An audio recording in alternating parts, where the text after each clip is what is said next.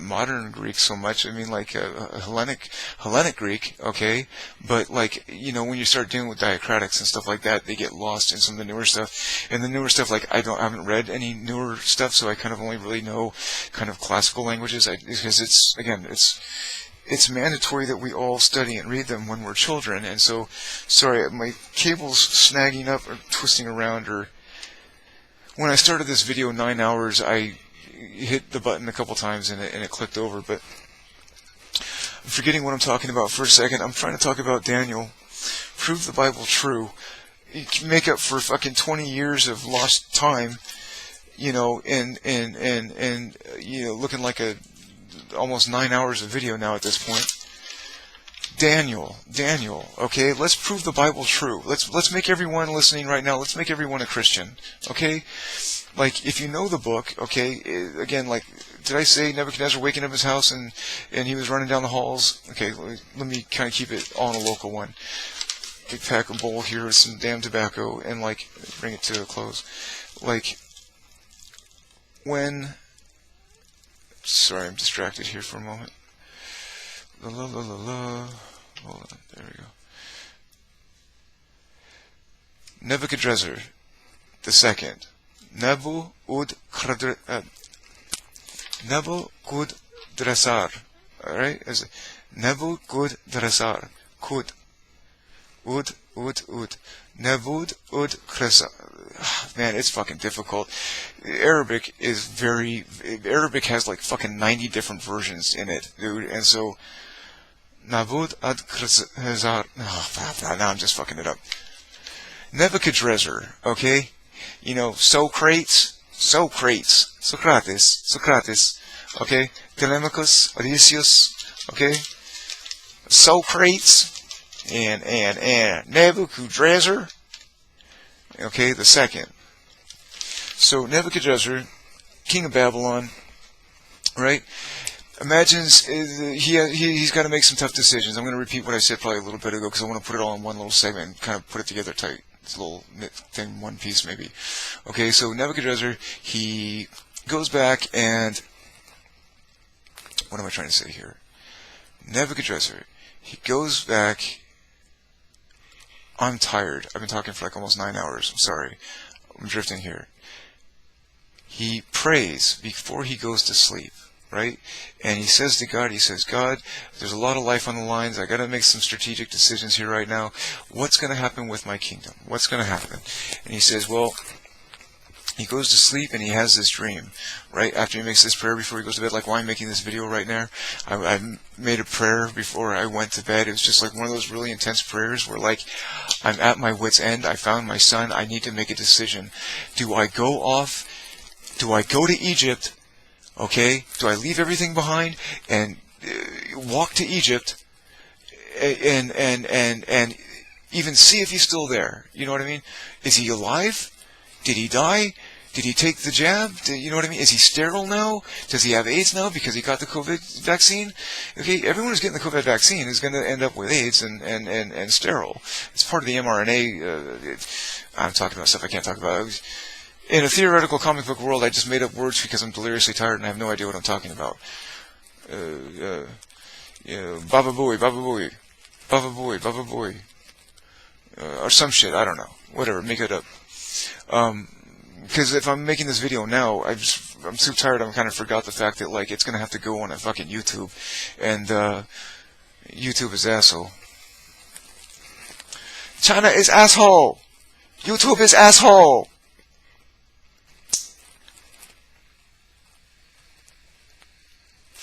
And I'm not saying that to be racist, that's actually a meme. There's a fucking dude that went out a while back and he's like, China is asshole! That's funny as fuck, dude. It became like a meme. I had to learn what that meme meant. That shit, but anyway.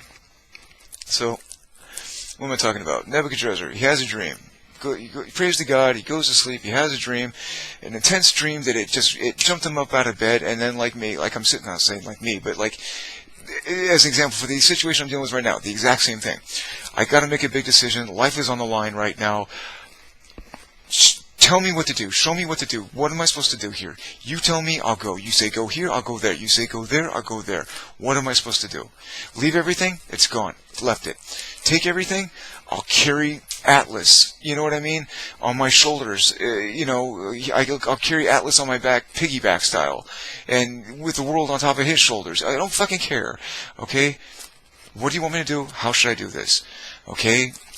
That's what it means to be a Christian. You faith. People say you're taking the name in vain because you said, God damn it. No. Being a Christian in vain means, like, calling yourself a Christian and then not acting like it. You know, like, I checked out the churches in your area, so I wanted to kind of see where I would call a nest. You know what I mean? Well, you know, what would be, a parish, if you will. I don't know if you know what a parish is, but anyway, who would become a family, right? That's how it kind of works. And they're all dead inside, except for one church, and that one is just it's taking the name in vain. It's basically like, if you ever heard the phrase soccer mom, what's a soccer mom?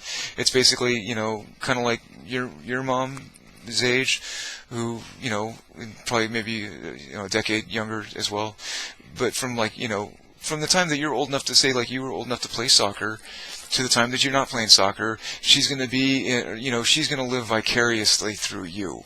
You know what I mean? And so she's going to find her sense of purpose in organizing your, you know, after game juice cake punch drinks or whatever, you know, or here we're going all to the, you know, the amusement park or the park today or whatever, you know, and they live through, that's what's called a soccer mom, okay? And they got, you know, groupie moms, you know, like music's and, you know, like, in the time that we've been apart from each other, okay, like, you know, okay, well, my career's gone, Jason's gone, everybody's gone, everything's gone, okay, well, now I'm sitting in a fucking taxi cab, waiting, you know, and someone just hopped in, and I don't even know where the fuck I'm at or what I'm doing, okay?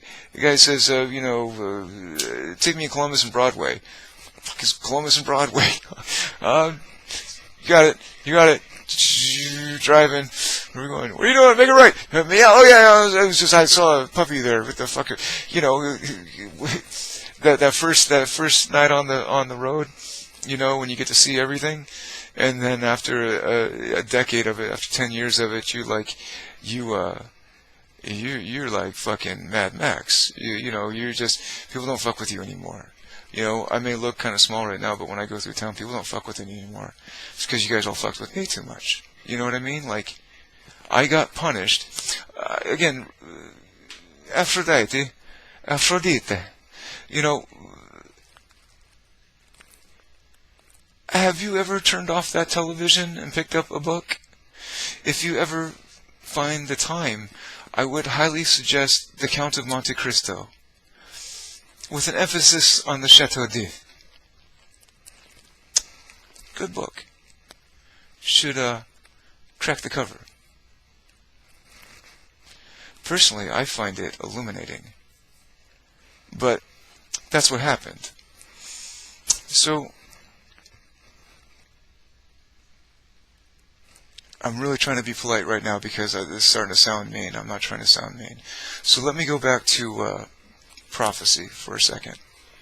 Because again, I'm making tape right now. My ulcer's going. I'm looking at like 9 hours. And I'm probably just going to keep going anyway. But my ulcer's going off, and like, which is basically liquefying my stomach. Imagine like your stomach starts building up with foam, bubble, like pour a soda pop too fast, and it makes a bunch of foam, and it just keeps on going and going. That's what talking about these subjects does. It creates a certain amount of stress that creates a gastric acid, and having an ulcer, you know, I would love to say exacerbates, but that's been kind of used after that whole Shaun of the Dead type of thing with the Hollywood movie. And like, well, then, okay, you know, I'm innocent. He says, I know. That's why you're here. Okay? Dmitri, Booger. Go get The Count of Monte Cristo.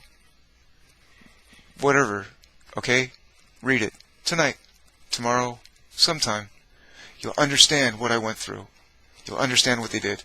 Okay? You just, it's just a metaphor, just an analogy. Okay? The Chateau d'If.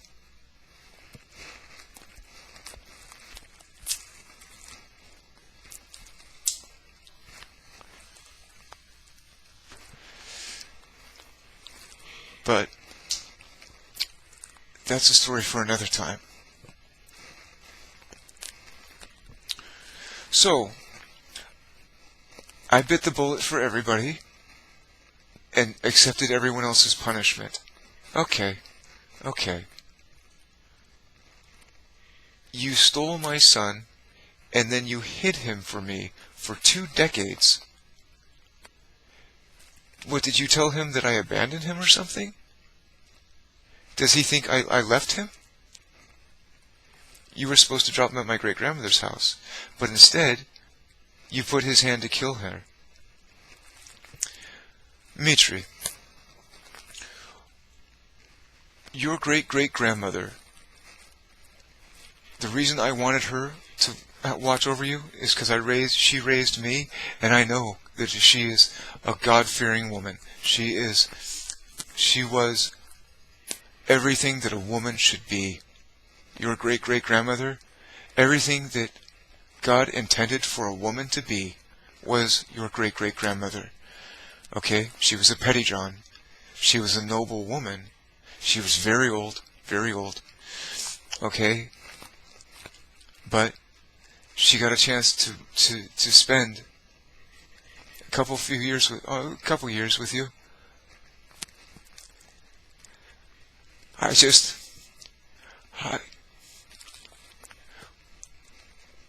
When you made her so happy, she loved you so much.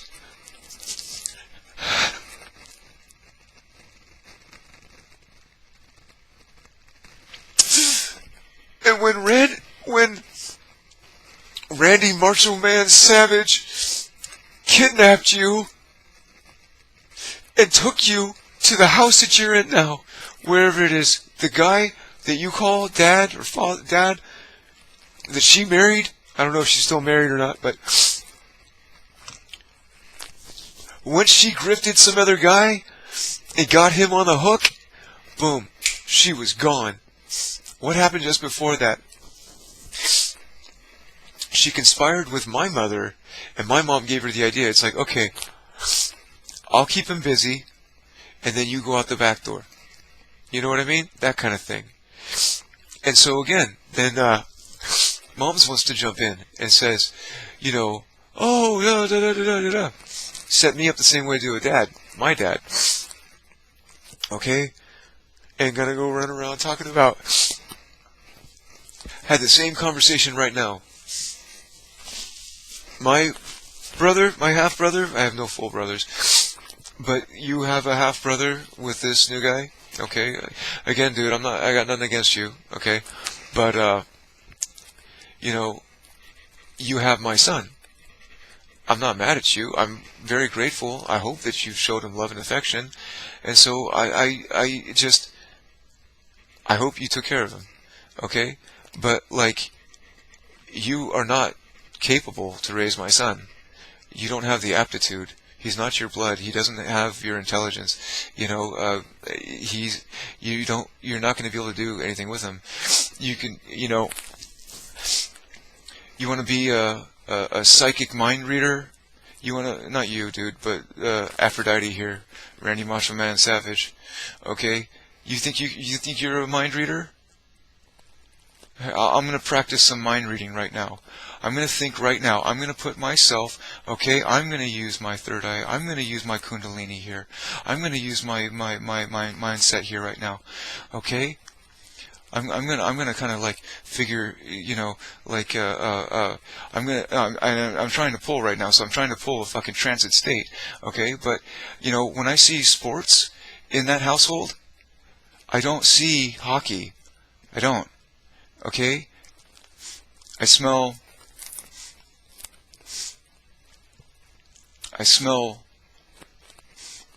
hands.